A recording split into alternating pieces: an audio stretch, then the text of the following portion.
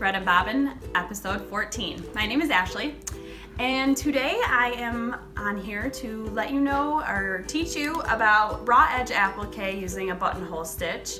I'll have some other options for some mechanical machines later I'll tell you about. But people come with a lot of questions about these, what kind of needles, what kind of thread, do I use a special foot? So hopefully we can answer some questions for you today.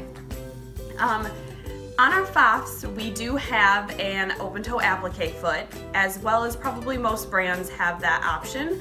What's great about the FOF though is it works with your built-in walking foot. So that keeps everything nice and flat while you're doing your applique.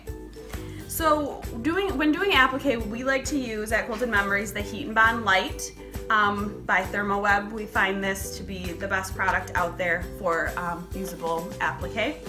So when you're using Heat and Bond, there's two sides to it, and there's a smooth side and there's a bumpy side, we call it, but it's your sticky side. So you'll have your design, and this is the design I'm using today, and you will end up tracing your pieces on the Heat and Bond.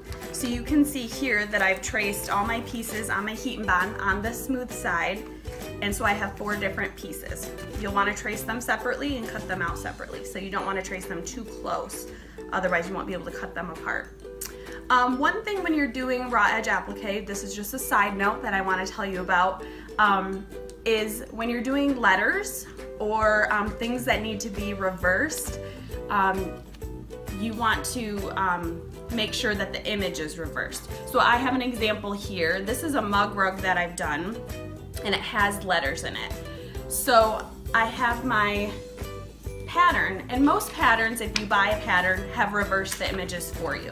So you can see here they give me the layout of what it's going to look like when it's done, and this is the images that I need to trace, and they have been reversed. So I will show you what it looks like the right way and the wrong way. So this image here is the reversed image. So it is a backwards J, and this image is the right way you would make a J. But when I fuse these on my fabric and cut them out, I want the image that is reversed. I want the backwards J, because when I fuse it on the back of my fabric, it will end up correct. So this is my correct one, and this is the wrong one. So this one went here, and this one went with my non-reversed. So you always want to make sure your letters are reversed, the image is reversed.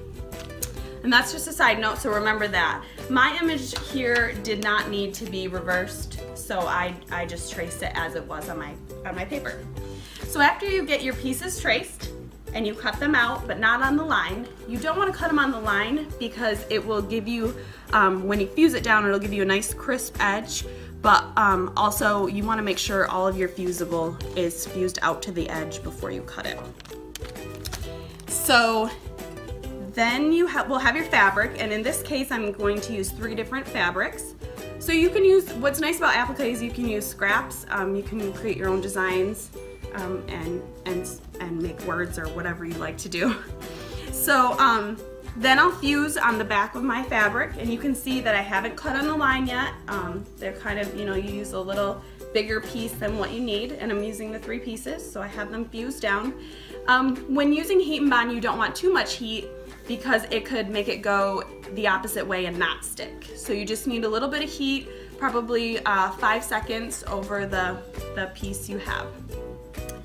And then you will cut out your pieces on the line. So now I have my 4 pieces that are cut out on the line. They're nice and fused down with no frayed edges. And I used my Ulfa applique scissors, which I love, that give me that nice clean edge on there. So when you get your pieces cut out, you will then peel the paper off the back. I don't know if you want to show that up close. So then you'll have a shiny side. You can kind of feel the glue on there, but it's not sticky. So you'll peel your pieces off, just like that. Comes off nice. And then you'll just layer your pieces. You can see I have one fused down here already, but you're able to fuse or lay your pieces all on together and fuse them together. So as you lay your pieces down, you will then be able to fuse those down all together, and your pieces is then on. Now I'll show you on the Performance 5.2 the buttonhole stitch that we use, and why we love our FOF so much, but also other ways to use your machines. So I have my piece on my machine now, and as you can see I have my open toe applique foot on, and for this purpose I'm using a green thread. Typically I would use something that matched a red and the black on a black thread on the black fabric. So when I start, I'm going to use my needle as my guide and push it down so I'm right up against the edge of the fabric. And for this purpose, I have the 5.2, Performance 5.2 has a needle down option, and so I have that on right now. If you do not have a needle down option, just make sure every time you stop, your needle is down. When you stop to pivot, your needle's down, and that you can use that on a mechanical machine or a machine that does not have needle up and down. Use your hand wheel to pull that down. So I'm going to begin. My foot goes down automatically, and I have a tie off on right now, so it's going to tie off so it doesn't come undone. And you can use that. Now see, my foot will come up a little ways, and I'm able to pivot to go around that curve. And you want to keep doing that, because if you don't pivot, you will skew your design and end up getting puckers in it. So you always want to make sure you stop and turn when you're going around a curve or a circle. And I'm using a buttonhole stitch right now, but you are able to use a zigzag if you have a mechanical machine. But you want to find what works best for you. You don't want to use something that's too tight, or it will bunch the design as well. So after I'm done on the machine, I would continue normally around my designs and finish doing my buttonhole stitch all the way around all my pieces. And you get a nice clean look from that, and it's machine washable. You know, you can use it however, then it's very durable. The last thing I wanted to talk to you about applique is needles. So I like to use with a 50 weight thread or lower or thinner thread, the Sharp 7010s. These are really nice needles to do that with. It just leaves a nice sharp, clean look to the applique. These are also great to use with batiks, whether you're piecing or you're doing applique, because batiks are a little bit finer. If you're using a thicker thread, we have the 28 weight thread, which I used on this mug rug here. I liked using the 28 weight black thread because it made it a nice thick stitch and showed up really nice on my, my mug rug. But I used the 9014 top stitch needle for that. So that is it for the applique. If you have any questions or need to see it in person or any questions about your machine, we can answer those for you. So you can call us, stop in, or email us.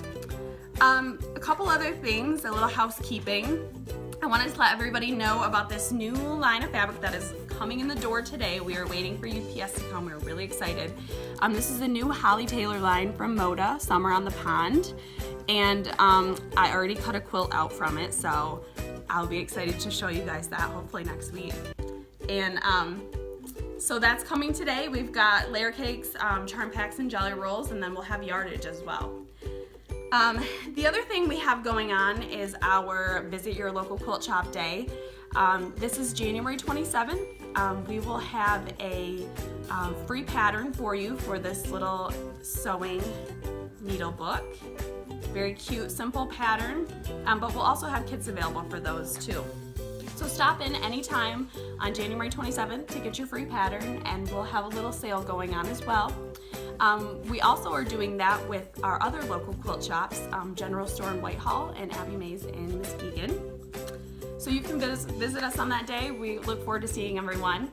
I wanted to remind everyone about our fast fold hexies that we're doing for our class across the counter this January. We have a couple more weeks left, so get in and get your free make and take project.